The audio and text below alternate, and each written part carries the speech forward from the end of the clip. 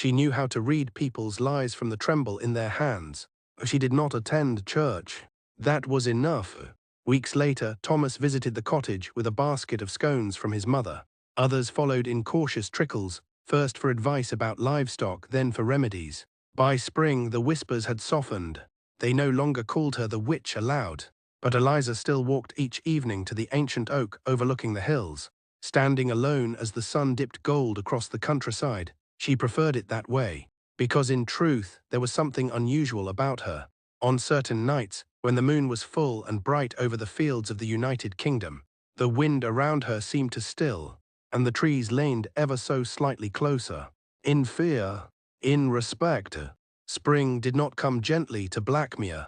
It arrived with restless winds, uneasy livestock, and a silence in the woods that even the birds seemed to respect. Since the night Thomas was found safe in Eliza's cottage, the village had changed. Mothers nodded politely when she passed. Farmers left baskets of bread and apples on her doorstep. No one called her a witch aloud anymore, but they still thought it. Eliza knew it, always knew what people thought. It began with the river. The narrow stream that curved along the edge of Hawthorne Wood had run clear for decades, reflecting the grey skies of the north of the United Kingdom. But one morning the water darkened, thick, sluggish, and eerily still. "She's cursed the land," Mr. Fletcher whispered again, though more quietly this time. When the villagers knocked on Eliza's door, she did not look surprised. That evening, Eliza climbed the narrow staircase inside her cottage and unlocked a wooden chest she had not opened in years. Dust rose into the candlelight as she lifted out a leather-bound book, its edges worn and ink faded. Inside were notes written in careful script, her mother's handwriting. Spells, warnings. Eliza traced one line slowly. When the river darkens under a full moon, the old boundary weakens. Shut the book. So it had begun again. 3 nights later, a sound echoed through Blackmere that no one could explain. A wolf. The wind. Not anything human. It was a long, hollow howl that rolled across the hills and settled deep into the bones of anyone who heard it. Thomas woke first. He rushed to his window and saw it, the ancient oak on the hill swaying violently though the air was still. By dawn, sheep were found scattered. Chickens refused to leave their coops. Fear returned to the village like an old guest who had never truly left.